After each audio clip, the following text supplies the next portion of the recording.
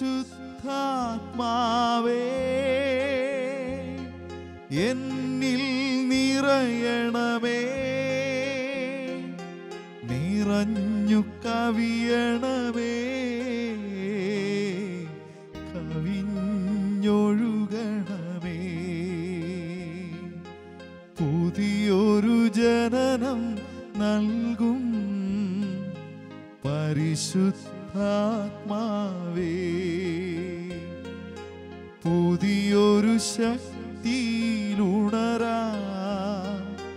കൃപ നീ ചൊരിയണമേ. പരിശുദ്ധാത്മാവേ എന്നിൽ നിറയണമേ, നിറഞ്ഞു കവിയണമേ, കവിഞ്ഞൊഴുകണമേ. ഈശോയിൽ ഏറ്റവും പ്രിയമുള്ള സഹോദരി സഹോദരന്മാരെ, പെന്തക്കോസ്താ ദിവസത്തിൻ്റെ ആത്മാഭിഷേകത്തിൻ്റെ അനുഭവത്തിലേക്കുള്ള നമ്മുടെ യാത്രയാണ് നമ്മൾ തുടരുന്നത്. ഈ ദിവസത്തിൽ ഈശോയുടെ വലിയ വാഗ്ദാനമായ പരിശുദ്ധാത്മാവ് നമ്മിലേക്ക് കടന്നു വരുന്നതിനെ പറ്റിയാണ് നമ്മൾ വിചിന്തനം ചെയ്തത്. പരിശുദ്ധാത്മാവിൻ്റെ പ്രവർത്തനത്തെപ്പറ്റി നമ്മൾ ചിന്തിച്ചു. പരിശുദ്ധാത്മാവിൻ്റെ വരവോടുകൂടി ഉദ്ഘാടനം ചെയ്യപ്പെട്ട യേശുക്രിസ്തുവിൻ്റെ തുടർച്ചയെന്ന് പറയുന്ന പരിശുദ്ധ സഭയെപ്പറ്റി നമ്മൾ ധ്യാനിച്ചു. പരിശുദ്ധാത്മാവിനെ ലഭിക്കാൻ വേണ്ടി എന്തൊക്കെ നമ്മൾ ചെയ്യണം എന്നും നമ്മൾ ചിന്തിച്ചു. ഇന്നേ ദിവസം നമ്മൾ ചിന്തിക്കാൻ ആഗ്രഹിക്കുക പരിശുദ്ധാത്മാവിനെ സ്വീകരിച്ചൊരു വ്യക്തിക്കുണ്ടാവേണ്ട മാറ്റം അല്ലെങ്കിൽ ഉണ്ടാവുന്ന മാറ്റങ്ങൾ എന്തൊക്കെയാണ് എന്നുള്ളതാണ്.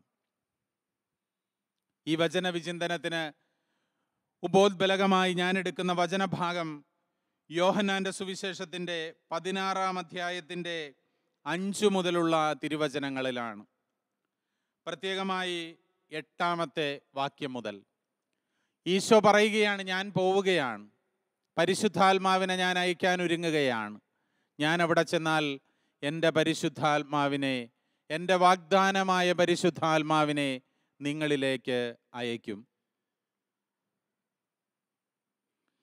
ഈ അവസരത്തിൽ പരിശുദ്ധാത്മാ അഭിഷേകത്തിനായിട്ട് ഒരുങ്ങുന്നവരോട് ഈശോ പറയുന്ന അടുത്ത വാക്യമാണ് യോഹന്നാൻ്റെ സുവിശേഷം 16-ാം അധ്യായത്തിൻ്റെ 8 മുതലുള്ള തിരുവചനങ്ങൾ. അവൻ വന്നു പാപത്തെക്കുറിച്ചും നീതിയെക്കുറിച്ചും ന്യായവിധിയെക്കുറിച്ചും ലോകത്തെ ബോധ്യപ്പെടുത്തും. അവർ എന്നിൽ വിശ്വസിക്കാത്തത് കൊണ്ട് പാപത്തെക്കുറിച്ചും, ഞാൻ പിതാവിൻ്റെ അടുക്കലേക്ക് പോകുന്നത് കൊണ്ട് ഇനിമേലിൽ എന്നെ കാണുകയില്ലാത്തത് കൊണ്ട് നീതിയെക്കുറിച്ചും, ഈ ലോകത്തിൻ്റെ അധികാരി വിധിക്കപ്പെട്ടിരിക്കുന്നതിനാൽ ന്യായവിധിയെക്കുറിച്ചും ബോധ്യപ്പെടുത്തും. ചുരുക്കത്തിൽ ഈശോ പറയുന്നു, പരിശുദ്ധാത്മാവ് കടന്നു വരുന്ന ഒരുവനെ സംബന്ധിച്ചിടത്തോളം അവന് 3 കാര്യങ്ങളെപ്പറ്റി ബോധമുണ്ടാകും, ബോധ്യമുണ്ടാകും. ഗ്രീക്ക് ബൈബിളിൻ്റെ ട്രാൻസ്ലേഷനിൽ നിന്ന് ബോധ്യപ്പെടുത്തുക എന്നുള്ള വാക്ക് നമ്മൾ ഇവിടെ ചേർക്കുമ്പോഴും ചില ബൈബിൾ വ്യാഖ്യാതാക്കൾ പറയുന്നുണ്ട് 3 കാര്യങ്ങളെപ്പറ്റി നിങ്ങളെ അവൻ കുറ്റപ്പെടുത്തും എന്നാണ് പറയുന്നത് എന്ന്.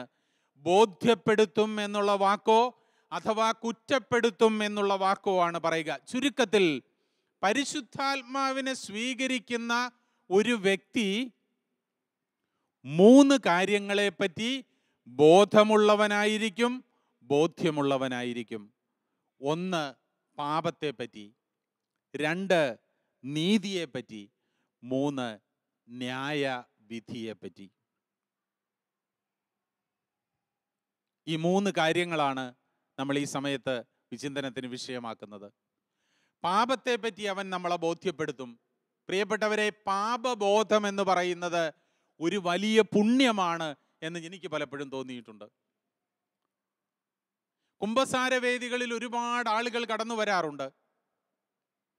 ധ്യാന കേന്ദ്രങ്ങളിലൊക്കെ കുമ്പസാരിക്കാൻ ചെന്നാൽ പശ്ചാത്താപ വിവശമായിട്ട് നമ്മുടെ മുൻപിലേക്ക് കടന്നു വരാറുണ്ട്.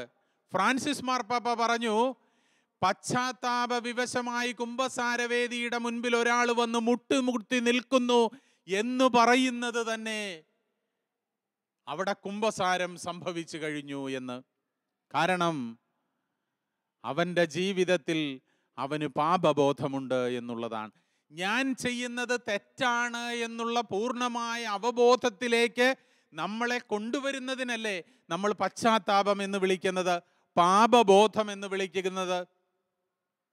ഞാൻ ചെയ്ത തെറ്റിനെ എനിക്ക് തിരിച്ചറിവുണ്ടാക്കി തരുന്ന ശക്തിയെയാണ് അങ്ങനെയാണെങ്കിൽ നമ്മൾ പരിശുദ്ധാത്മാവ് എന്ന് വിളിക്കേണ്ടത്.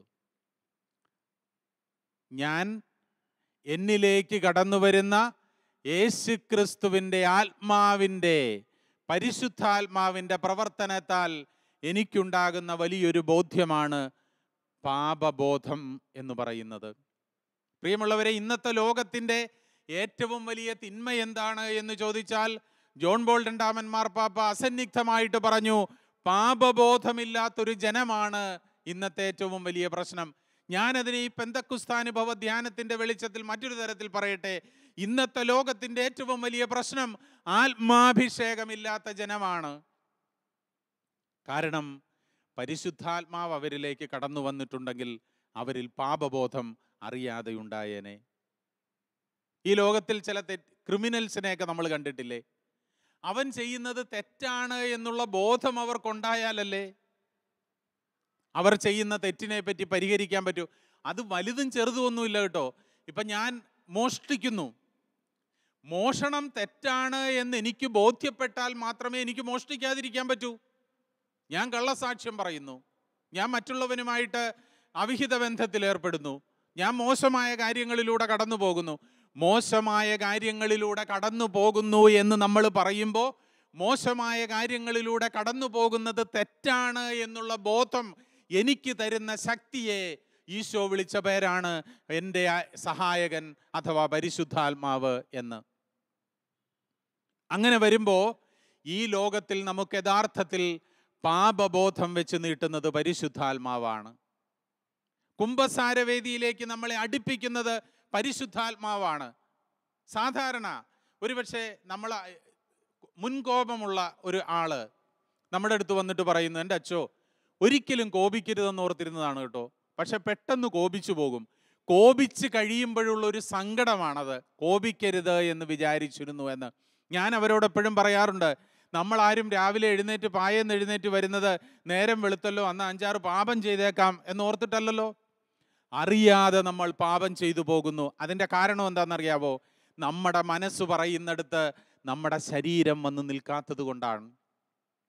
നമ്മുടെ മനസ്സ് പറയുന്നിടത്ത് ശരീരം വന്ന് നിൽക്കാത്തത് കൊണ്ടാണ്.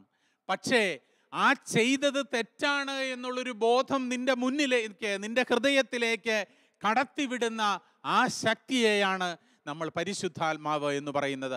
ആ പരിശുദ്ധാത്മാവ് യഥാർത്ഥത്തിൽ നമ്മളിൽ വസിക്കുന്നുണ്ടെങ്കിൽ നമ്മൾ അവിടെ പശ്ചാത്തപിക്കും. പ്രിയപ്പെട്ടവരെ, അവിടെ നമ്മൾ തെറ്റ് ചെയ്തവനോട് മാപ്പ് പറയും.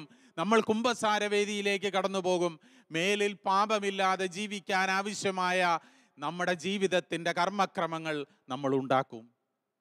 അതുകൊണ്ട് തന്നെ പരിശുദ്ധാത്മാവിനെ സ്വീകരിച്ചൊരു വ്യക്തിയിൽ ആദ്യമുണ്ടാകുന്നത് പാപത്തെ പറ്റിയുള്ള അവബോധമാണ്. അങ്ങനെയാണെങ്കിൽ നമ്മൾ തന്നെ ഒന്ന് ചിന്തിച്ചു നോക്ക് പ്രിയപ്പെട്ടവരെ, നമ്മളിൽ പരിശുദ്ധാത്മാവ് ഇപ്പോഴുണ്ടോ എന്ന്. അല്ലെങ്കിൽ മാമോദീസായിലൂടെയോ സ്ഥൈര്യലേപനത്തിലൂടെയോ തൈലാഭിഷേക കൂദാശയിലൂടെയോ നമ്മൾ സ്വീകരിച്ച പരിശുദ്ധാത്മാവിൻ്റെ കനല് ഇപ്പോഴും ചാരം മൂടി നമ്മുടെ ഇടയിൽ കിടക്കുകയാണോ എന്ന് നിങ്ങളൊന്ന് ചിന്തിച്ചു നോക്ക്. അവിടെ പരിശുദ്ധാത്മാവിൻ്റെ അഭിഷേകമുള്ളവൻ പാപബോധത്തിൻ്റെ പരിണിത ഫലമായി ചെയ്യേണ്ടതെല്ലാം ചെയ്യും എന്നർത്ഥം. പാപബോധത്തിലേക്ക് പരിശുദ്ധാത്മാവ് നമ്മെ നയിക്കും. രണ്ടാമത്തത്, നീതിയെ പറ്റിയുള്ള അവബോധമുണ്ടാകും ആത്മാഭിഷേകമുള്ളവന്. പാപം ചെയ്തിട്ടും പാപം എന്താണെന്നറിയാത്തവൻ ആത്മാവില്ലാത്തവൻ എന്ന് നമ്മൾ വിളിക്കുന്നു. നീതി ചെയ്യാൻ അറിയാത്തവൻ ആത്മാവില്ലാത്തവൻ എന്ന് വിളിക്കുന്നു. എന്താണ് നീതി? പുതിയ നിയമത്തിൻ്റെ നീതിയാണിവിടെ. എന്താണ് നീതി? നീതി എന്ന വാക്കിന് ശബ്ദധാരാവലി കൊടുക്കുന്ന അർത്ഥം ഇതാണ്: എല്ലാ നിയമങ്ങളും കൃത്യതയോടെ പാലിക്കുന്നവനെയാണ് നമ്മൾ നീതിമാൻ എന്ന് വിളിക്കുന്നത്. എല്ലാ നിയമങ്ങളും കൃത്യതയോടെ പാലിക്കുന്നവനെയാണ് നീതിമാൻ എന്ന് വിളിക്കുന്നത്. എന്നാൽ അവിടെ പുതിയ നിയമം ആ നിയമസംഹിതയ്ക്ക് പോലും ആ നിയമത്തിന് പോലും തെറ്റുവരുത്തുന്നുണ്ട്. അല്ലെങ്കിൽ ആ വ്യാഖ്യാനത്തിന് ആ വിചിന്തനത്തിന് പോലും തെറ്റുവരുത്തുന്നുണ്ട് എന്ന് എനിക്ക് തോന്നും. ഒന്നാമത് എനിക്ക് പറയാനുള്ളത് നമ്മുടെ ഔസേപ്പിതാവിൻ്റെ കാര്യമാണ്. ഔസേപ്പിതാവ് നീതിമാനായിരുന്നു എന്നാണ് പുതിയ നിയമം പറയുക. ഔസേപ്പിതാവ് നീതിമാനായിരുന്നു എന്ന്. എന്തായിരുന്നു ഔസേപ്പിതാവിൻ്റെ നീതി? പഴയ നിയമ സങ്കല്പത്തിൽ ദാവീദിന്റെ വംശത്തിൽപ്പെട്ടവൻ, എല്ലാ നിയമങ്ങളും കൃത്യതയോടെ പാലിച്ചവൻ. പുറപ്പാട് പുസ്തകത്തിന്റെ 14-ാം അധ്യായത്തിൽ മോശ ദൈവത്തിൽ നിന്ന് ഏറ്റുവാങ്ങിയ കൽപ്പലകകളെയാണ് യഹൂദന്റെ നിയമസംഹിത എന്ന് നമ്മൾ വിളിക്കുക.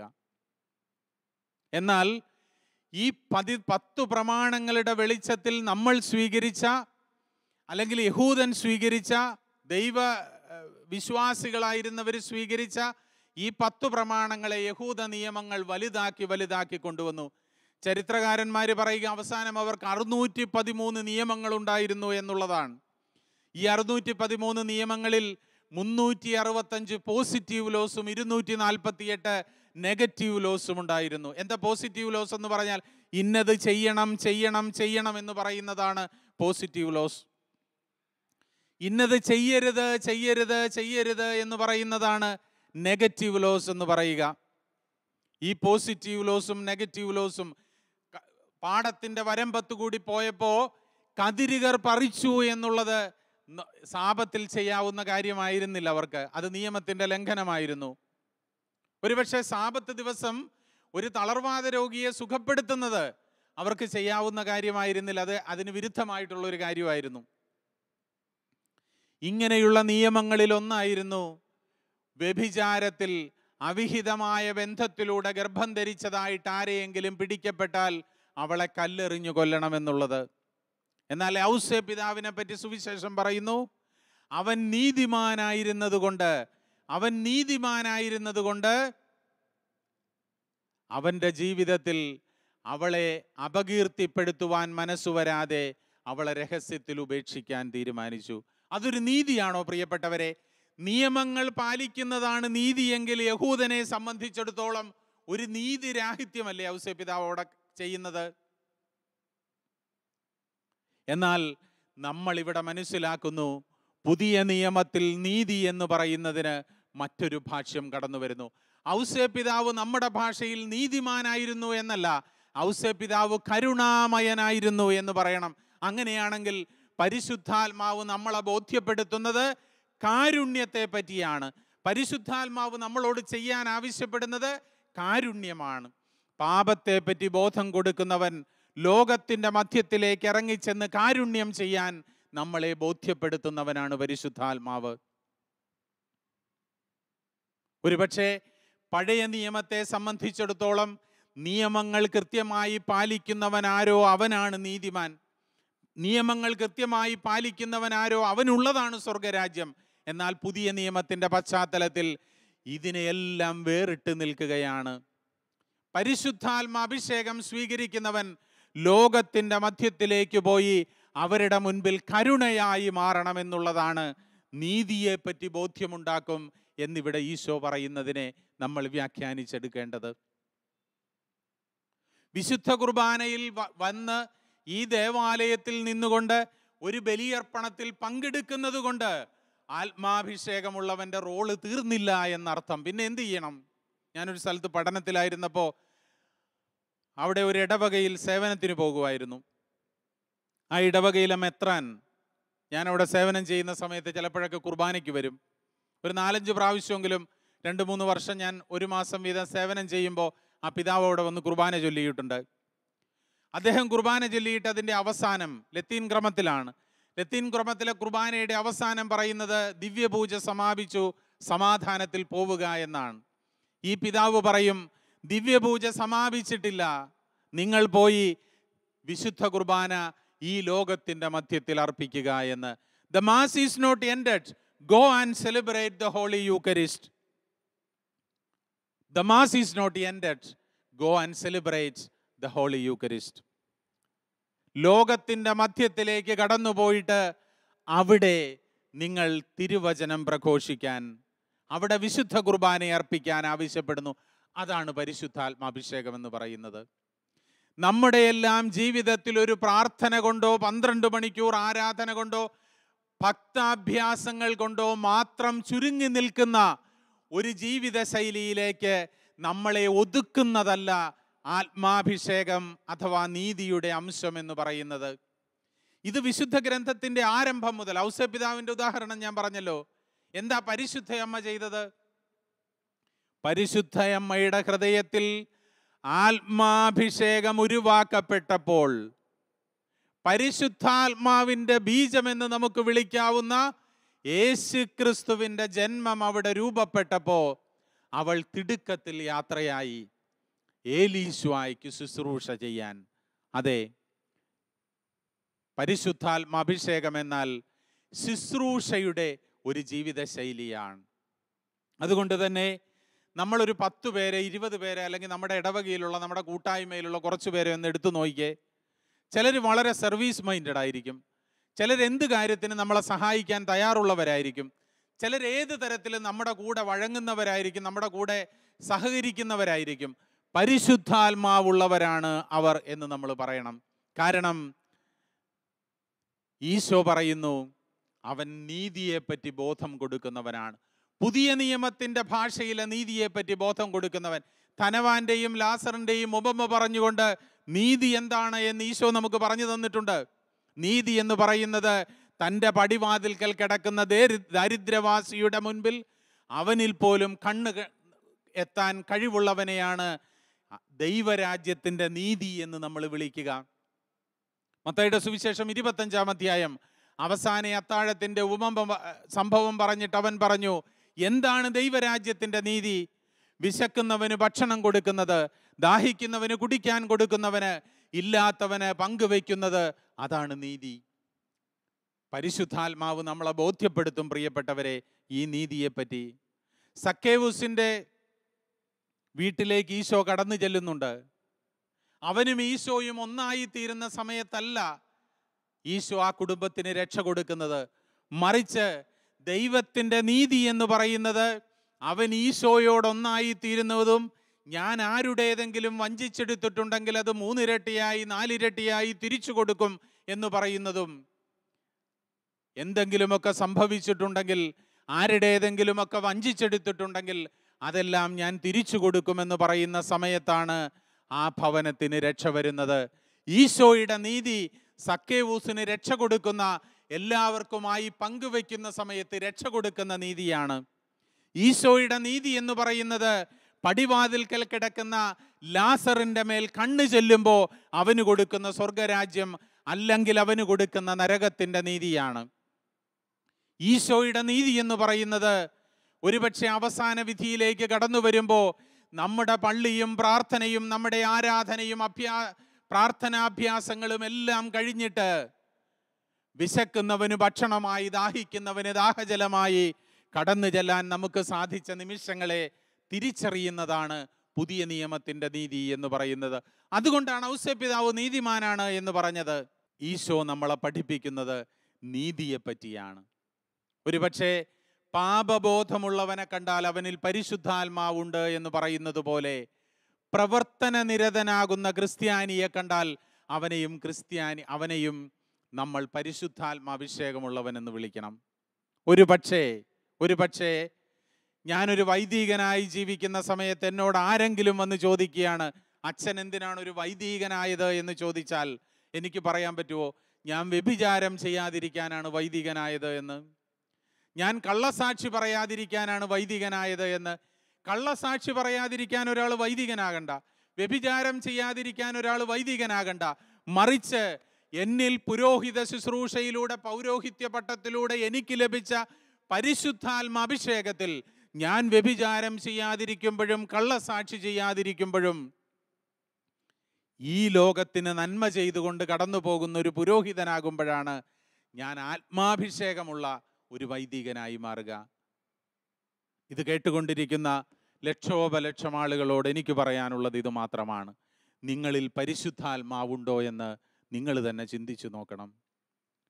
ലോകത്തിൽ മറ്റുള്ളവൻ്റെ മുൻപിൽ അവൻ ആവശ്യമുള്ളത് എന്തോ അതായിട്ട് കടന്നു ചെല്ലാനുള്ള ഒരു ഉൾപ്രേരണ നമുക്ക് ലഭിക്കുന്നുണ്ടെങ്കിൽ അവിടെ പരിശുദ്ധാത്മാഭിഷേകമുണ്ട്. അവൻ പാപത്തെക്കുറിച്ച് പാപബോധം നമ്മിലുണ്ടാക്കും. അവൻ നീതിയെ പറ്റിയുള്ള പുതിയ നിയമത്തിൻ്റെ പുതിയ വ്യാഖ്യാനം നമ്മളിലേക്ക് തരും. മൂന്നാമതായിട്ട് അവൻ ന്യായവിധിയെ പറ്റി നമ്മളെ പഠിപ്പിക്കും. ഈ ലോക ജീവിതത്തിൽ നമ്മൾ കടന്നു വരുന്നത് സ്വർഗരാജ്യം എന്ന പരമോന്നതമായൊരു ലക്ഷ്യം മുന്നിൽ കണ്ടുകൊണ്ടാണ് എന്നുള്ള വലിയ ബോധ്യം നമ്മുടെ ഉള്ളിൽ തരുന്ന അഭിഷേകത്തിന് നമ്മൾ വിളിക്കേണ്ട പേരാണ്, പ്രിയപ്പെട്ടവരെ, പരിശുദ്ധാത്മാവ് എന്ന്. ഈ പരിശുദ്ധാത്മാവിനെ സ്വീകരിച്ചിട്ടുള്ള ഒരാളെ സംബന്ധിച്ചിടത്തോളം അവൻ്റെ മുൻപിൽ നിയതമായ ആനന്ദത്തിൻ്റെ പരിശുദ്ധാത്മാഭിഷേകത്തിൻ്റെ ഒരു വലിയ ദിനം എന്നും അവൻ ഓർത്തുകൊണ്ടിരിക്കും. സ്വർഗരാജ്യം എന്നുള്ളത് നമ്മുടെ സംസാര വിഷയമാണോ എന്ന് നമ്മളൊന്ന് ചിന്തിച്ചു നോക്കണം. ഇന്ന് നമ്മുടെ മക്കളെയൊക്കെ സ്വർഗരാജ്യത്തെ പറ്റി എന്നും പറഞ്ഞ് നമ്മൾ പഠിപ്പിക്കുന്നുണ്ടോ? ഈ ലോകത്ത് നന്നായിട്ട് ജീവിച്ചിട്ട് സ്വർഗരാജ്യത്തിൽ പോവുക എന്നുള്ളതാണ് നമ്മുടെ ജീവിതത്തിൻ്റെ ആത്യന്തിക ലക്ഷ്യമെന്ന് നമ്മൾ എന്തെങ്കിലും പറഞ്ഞു കൊടുത്തിട്ടുണ്ടോ? ന്യായവിധിയെപ്പറ്റി നമ്മളെ ബോധവാന്മാരാക്കുന്നതാണ് പരിശുദ്ധാത്മാഭിഷേകം. ഈ ലോകത്ത് നന്മ ചെയ്തുകൊണ്ട് ജീവിച്ച് നല്ലൊരു ജീവിതത്തിലൂടെ കടന്നുപോയി ജീവിതാന്ത്യത്തിൽ മരണം വരിച്ച് യേശുക്രിസ്തുവിൻ്റെ സ്വർഗരാജ്യത്തിൻ്റെ പടിവാതിക്കൽ അഭിമാനത്തോടെ ചെന്ന് നിൽക്കേണ്ടവനാണ് എന്ന ആത്മാഭിഷേകമുള്ള ഒരാളെ സംബന്ധിച്ചിടത്തോളം അവനെന്നും നിയതമായ ബോധ്യമുണ്ടാകും എന്നർത്ഥം. നമുക്ക് പ്രാർത്ഥനയിലേക്ക്, ആരാധനയിലേക്ക് പ്രവേശിക്കാം. പ്രിയപ്പെട്ടവരെ, നമ്മൾ ഈ ദിവസങ്ങളിലെല്ലാം ചിന്തിച്ചത് പരിശുദ്ധാത്മാവിൻ്റെ പ്രവർത്തനങ്ങളെ പറ്റിയായിരുന്നു. ആദ്യ ദിവസം എന്താണ് പരിശുദ്ധാത്മാവ് എന്നും ആ പരിശുദ്ധാത്മാവിൻ്റെ പ്രവർത്തനം എന്തായിരുന്നു എന്നും നമ്മൾ ചിന്തിക്കേണ്ടായി. പരിശുദ്ധാത്മാഭിഷേകത്തിലൂടെ യേശു വിഭാവനം ചെയ്ത സഭ എപ്രകാരം വളർന്നു വന്നു എന്ന് നമ്മൾ ചിന്തിച്ചു. ഈ സഭയിലൂടെ കടന്നു വരുമ്പോൾ പരിശുദ്ധാത്മാവിനെ ആഗ്രഹിക്കുന്നവർക്കുണ്ടായിരിക്കേണ്ട 4 അടിസ്ഥാന ഗുണവിശേഷങ്ങൾ നമ്മൾ കണ്ടു. ഇന്നിവിടെ ഇതാ പരിശുദ്ധാത്മാവിനെ സ്വീകരിച്ചൊരു വ്യക്തിയെ നമ്മൾ എങ്ങനെ തിരിച്ചറിയുമെന്നാണ്. എന്നെ മാത്രമല്ല, ലോകത്തിൽ ആരെയും കണ്ടോളൂ, നമുക്ക് തിരിച്ചറിയാൻ പറ്റും പരിശുദ്ധാത്മാവിനെ സ്വീകരിച്ചവൻ. 3 ഐഡന്റിഫിക്കേഷൻ മാർക്കുകളാണ് പരിശുദ്ധാത്മാവിനെ സ്വീകരിച്ചവർക്കുണ്ടാവുക എന്നാണ് ഈശോ പറയുക. ഒന്നവന് പാപബോധമുണ്ടാകും. അതുകൊണ്ട് തന്നെ പാപത്തിൽ നിന്ന് അകന്നു നിൽക്കാനുള്ള ഒരു അഭിവാഞ്ച പരിശുദ്ധാത്മാവിനെ സ്വീകരിക്കുന്നവർക്ക് എന്നും ഉണ്ടാകും. 2, അവന് നീതിബോധമുണ്ടാകും. ഈശോ വിഭാവനം ചെയ്യുന്ന പുതിയ നിയമത്തിൻ്റെ നീതിബോധം. 3, അവൻ ഈ ലോക ജീവിതത്തെയും പരലോക ജീവിതത്തെയും ഈ ലോകത്തിൽ പാപമില്ലാതെ ജീവിച്ച് നല്ലൊരു അവസാനത്തിലേക്ക് കടന്നു പോകേണ്ട ജീവിതാവസ്ഥയെപ്പറ്റി പരിപൂർണമായ ഒരു ബോധം അവർക്കുണ്ടാകും. പ്രിയപ്പെട്ടവരെ, നമുക്ക് നമ്മളെ തന്നെ കൃത്യതയോടെ ഒന്ന് വിലയിരുത്താം. ഒപ്പം തന്നെ മറ്റുള്ളവരിലെ പരിശുദ്ധാത്മാവിനെ നമുക്ക് തിരിച്ചറിയാനായിട്ട് സാധിക്കാം. ലോകത്തിലേക്ക് നമുക്ക് കടന്നു ചെല്ലാം. പാപത്തിൽ നിന്ന് നമുക്ക് അകന്നു നിൽക്കാം. എല്ലാവരുടെയും മധ്യത്തിൽ സേവന നിരതരായിട്ട് നമുക്ക് കടന്നു ചെല്ലാം. അങ്ങനെ ഈ ലോകത്ത് ആത്മാഭിഷേകത്തോടെ ജീവിച്ച് സ്വർഗരാജ്യത്തിൽ യേശുക്രിസ്തുവിനോടൊപ്പം പിതാവായ ദൈവത്തിൻ്റെ സവിധത്തിൽ ആത്മാഭിഷേകത്തോടെ പരിശുദ്ധൻ പരിശുദ്ധൻ പരിശുദ്ധൻ എന്ന് പാടി സ്തുതിക്കത്തക്ക വിധത്തിൽ വിശുദ്ധമായൊരു ജീവിതം നയിക്കാൻ ഈ പെന്തക്കോസ്തായിൽ അനുഭവം തരണമേ എന്ന തീക്ഷ്ണമായ പ്രാർത്ഥന എന്നും നമ്മുടെ മനസ്സിലുണ്ടാകട്ടെ. ആ പ്രാർത്ഥന എന്നും നമ്മളെ നയിക്കുകയും ചെയ്യട്ടെ. ദൈവം തീർച്ചയായിട്ടും നമ്മെ അനുഗ്രഹിക്കും.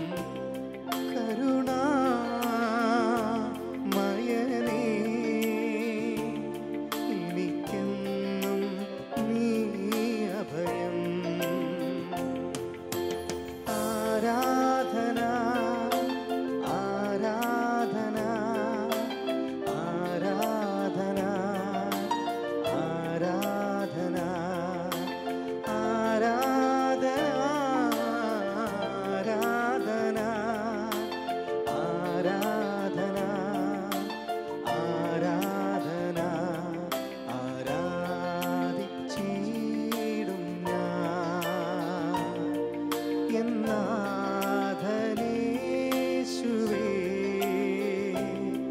നീ മാത്രമൻ നാഥൻ എൻ ദിവ്യകാരുണ്യമേ.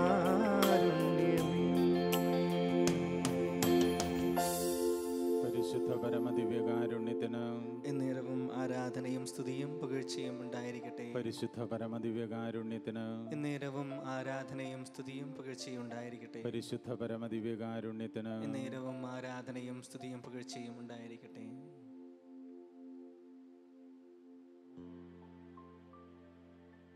പരിശുദ്ധാത്മാവേ കടന്നു വരണമേ.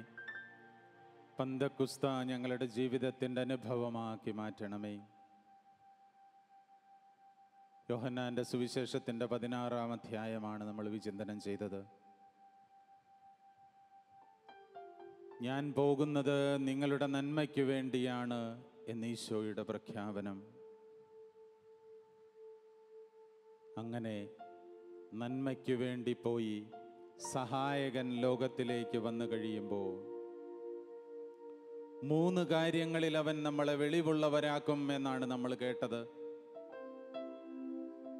ദൈവമേ, ഈ ആരാധനയുടെ നിമിഷങ്ങളിൽ പരിശുദ്ധാത്മാവിനെ സ്വീകരിച്ച ഞങ്ങൾക്ക്, മാമോദീസായിലൂടെ ആത്മാഭിഷേകം പേറിയ ഞങ്ങൾക്ക്, സ്ഥൈര്യലേപനത്തിലൂടെ തൈലാഭിഷേകത്തിലൂടെ ആത്മാവിനെ പ്രത്യേകമായി ഏറ്റുപറഞ്ഞ ഞങ്ങൾക്ക്, ഒരുപക്ഷെ പരിശുദ്ധ കുർബാനയിലൂടെ എന്നും ആത്മാവിനെ നേടുന്ന ഞങ്ങൾക്ക്, വിവാഹമെന്ന കൂദാശയിലൂടെ ഭാര്യയും ഭർത്താവുമാകുവാനുള്ള കൃപ സ്വീകരിച്ച ഞങ്ങൾക്ക്, തിരുപ്പട്ടത്തിലൂടെ പൗരോഹിത്യത്തിൻ്റെ കൃപ പേറിയ ഞങ്ങൾക്ക്, ദൈവമേ, നീ പറഞ്ഞു തന്ന 3 കാര്യങ്ങളിൽ ജീവിക്കാനാവുന്നുണ്ടോ എന്ന് ചിന്തിക്കാനാണ് ഈ ആരാധന.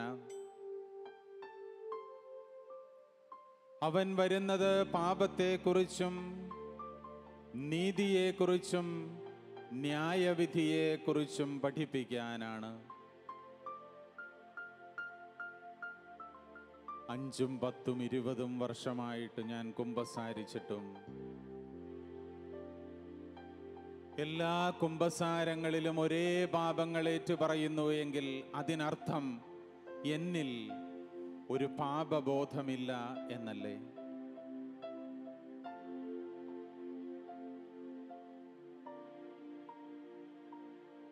പുതിയ നിയമം വിവക്ഷിക്കുന്ന നീതിയുടെ വക്താക്കളാകാൻ ഞങ്ങൾക്ക് സാധിക്കുന്നുണ്ടോ? ന്യായവിധി എന്നൊന്നിനെ എന്നും മുന്നിൽ കണ്ട് ജീവിക്കാൻ ഞങ്ങൾക്ക് സാധിക്കുന്നുണ്ടോ? ഉൾക്കാഴ്ചകൾ തരണമേ ദൈവമേ. പരിശുദ്ധാത്മാവിനു വേണ്ടി ഞങ്ങൾ പ്രാർത്ഥിക്കട്ടെ.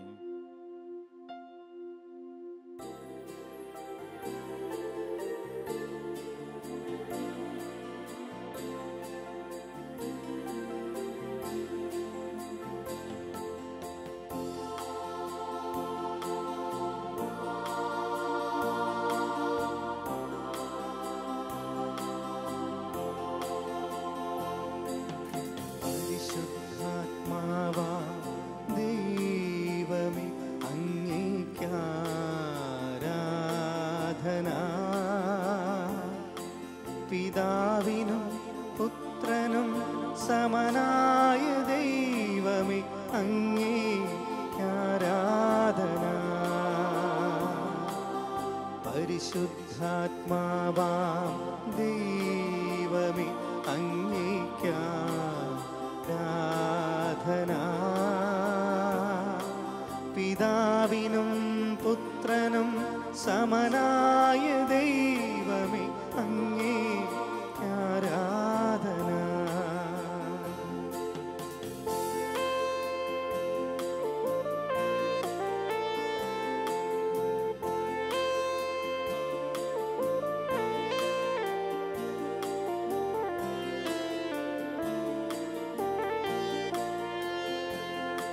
പിതാവിൻ്റെയും പുത്രൻ്റെയും ജീവനെ അങ്ങേക്ക്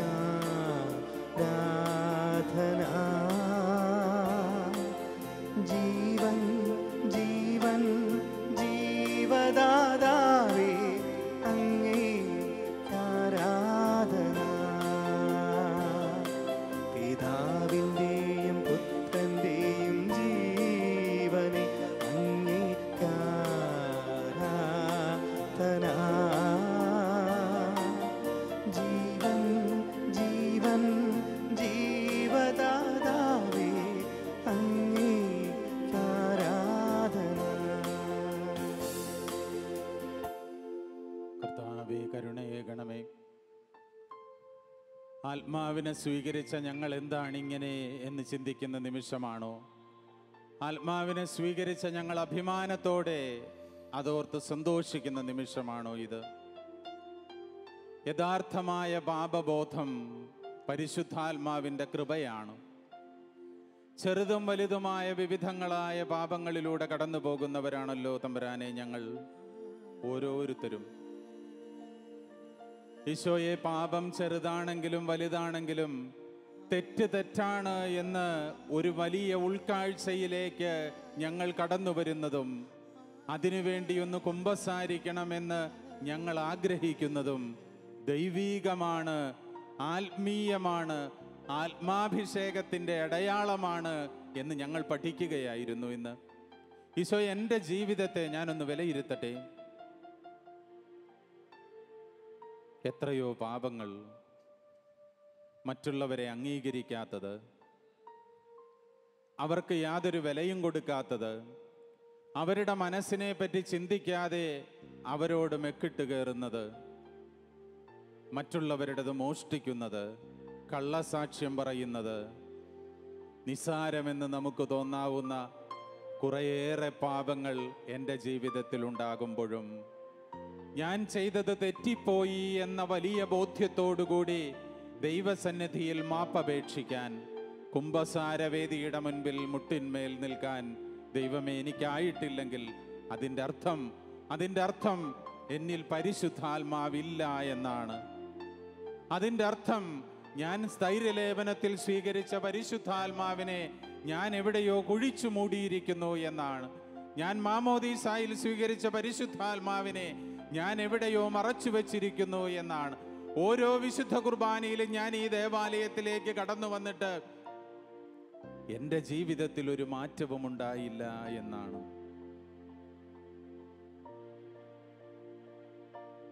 ഈശോയെ, പരിശുദ്ധാത്മാവിനെ സ്വീകരിച്ചവന്റെ ഒന്നാമത്തെ അടയാളം പാപം ചെയ്താൽ അതിനെപ്പറ്റിയുള്ള അവബോധമുണ്ടാവുക എന്നുള്ളതാണ്.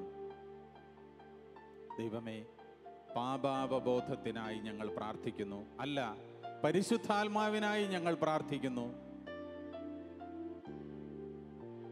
ഈശോയെ, ഞങ്ങളുടെ മേൽ പരിശുദ്ധാത്മാവിനെ അയച്ച് യഥാർത്ഥമായ പാപബോധത്തിലേക്ക് ഞങ്ങളെ നയിക്കണമേ. പരിശുദ്ധാത്മാവാ ദൈവമേ, അങ്ങേയ്ക്കാരാധന.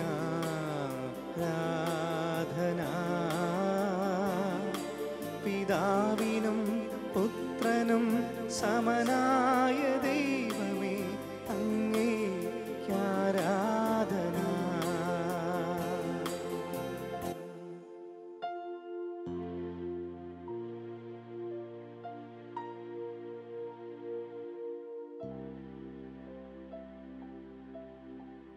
പാപബോധത്തോടൊപ്പം പരിശുദ്ധാത്മാവ് നമ്മളെ പ്രചോദിപ്പിക്കുന്നത് നീതിയെ പറ്റിയാണ്.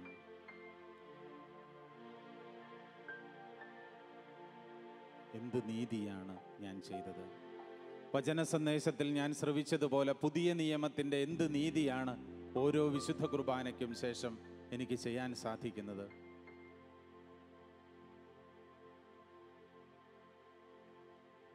വചനവിചിന്തനത്തിൽ നമ്മൾ കണ്ടതുപോലെ പുതിയ നിയമം വിഭാവനം ചെയ്യുന്ന ഏത് നീതിയുടെ വഴിയിലൂടെയാണ് എനിക്ക് പോകാൻ സാധിക്കുക?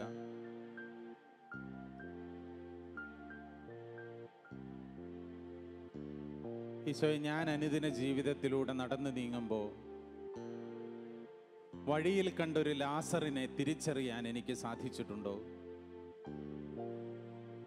ഈശോയെ, നീ എൻ്റെ ജീവിതത്തിലേക്ക് കടന്നു വന്നപ്പോൾ ഞാൻ തട്ടിച്ചെടുത്തതെല്ലാം തിരികെ കൊടുക്കുമെന്ന്, ഇരട്ടിയായി 4 ഇരട്ടിയായി തിരികെ കൊടുക്കുമെന്ന്, ആരുടേതെങ്കിലും വഞ്ചിച്ചിട്ടുണ്ടെങ്കിൽ അതെല്ലാം മടക്കി നൽകുമെന്ന്, ഇരട്ടികളായി മടക്കി നൽകുമെന്ന്, എൻ്റെ സ്വത്ത് ഞാൻ പാവങ്ങൾക്ക് കൊടുക്കുമെന്ന് എന്നെങ്കിലും പറയാൻ തക്ക സക്കേവൂസിൻ്റെ ആത്മാഭിഷേകം എനിക്കൊരു നീതിയായി ഭവിച്ചിട്ടുണ്ടോ?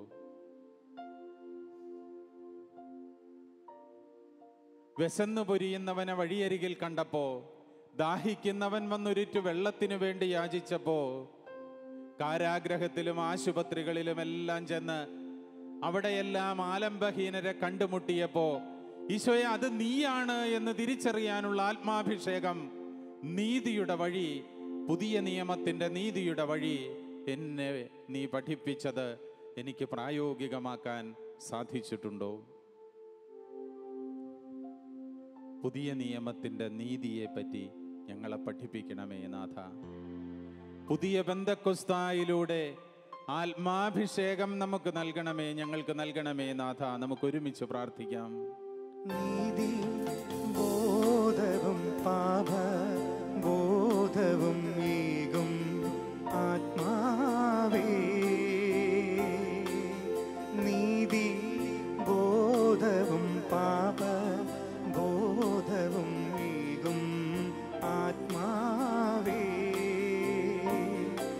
പിതാവിനും പുത്രനും സമനായ ദൈവമേ അങ്ങേ ആരാധന. യേശുവേ, ഞങ്ങളങ്ങേ സ്തുതിക്കുന്നു. ദൈവമേ, ഞങ്ങളങ്ങേ ആരാധിക്കുന്നു. പരിശുദ്ധാത്മാവേ, നിനക്ക് സ്തോത്രം ചെയ്യുന്നു.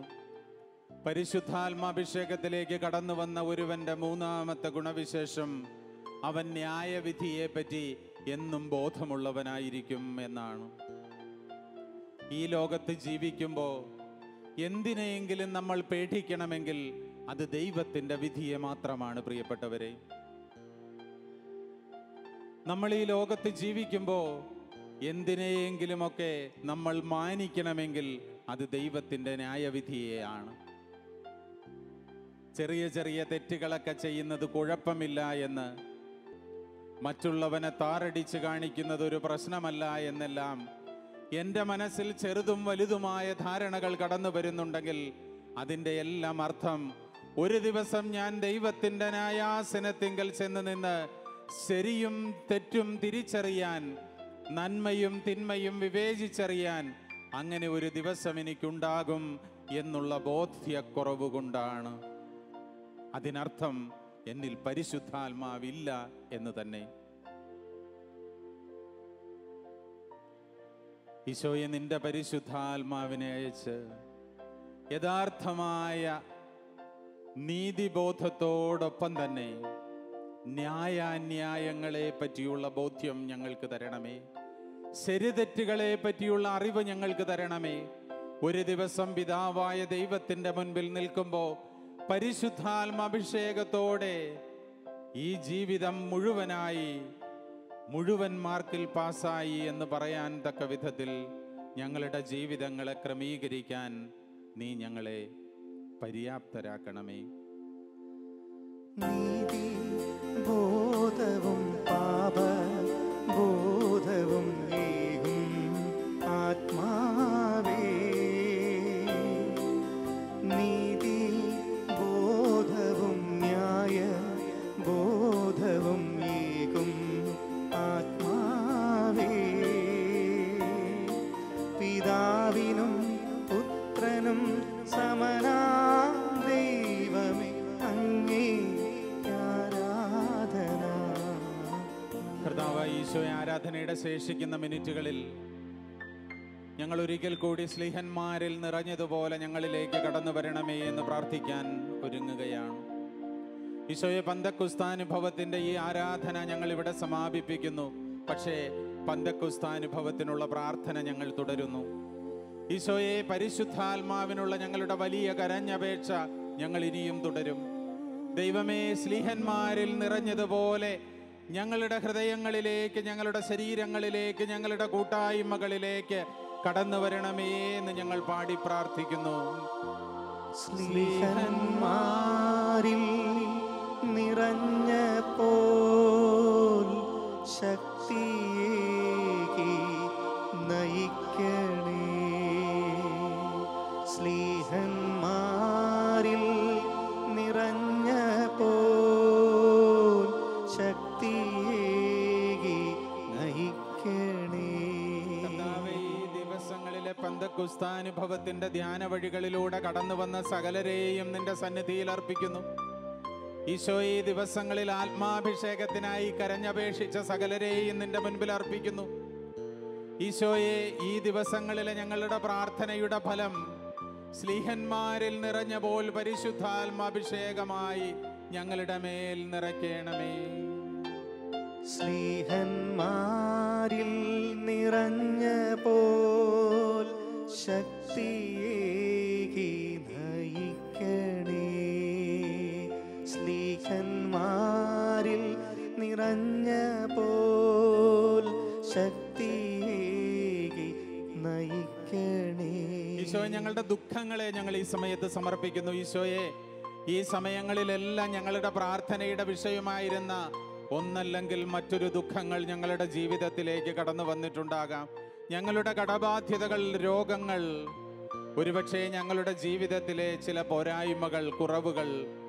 തമ്പുരാനെ, നിന്റെ പരിശുദ്ധാത്മാഭിഷേകം സ്ലീഹന്മാരുടെ മേലെന്നതുപോലെ ഞങ്ങളിലെല്ലാം നിറയണമേ.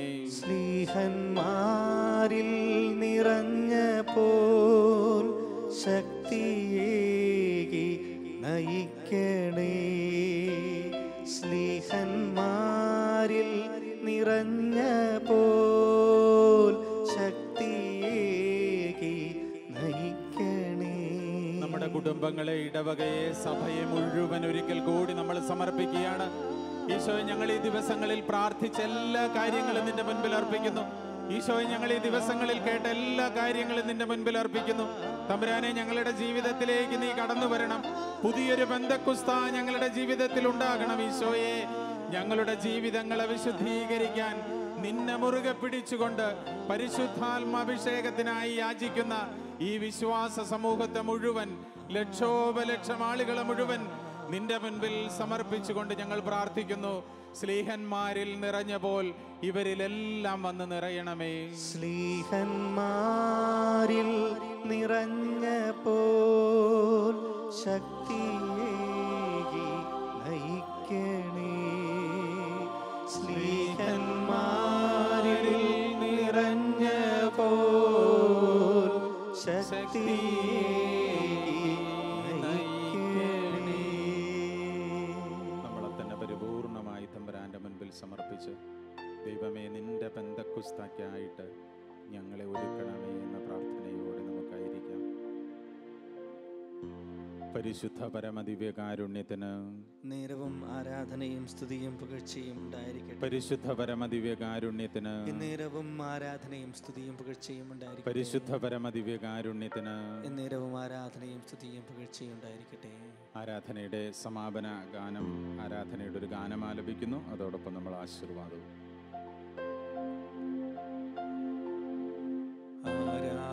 ആരാധനയുടെ സമയങ്ങളിൽ ആത്മനാഥനെ കാണുവാൻ ആരാധകരിവർ കാത്തിരിപ്പു. ആത്മനാഥനേശുവേ,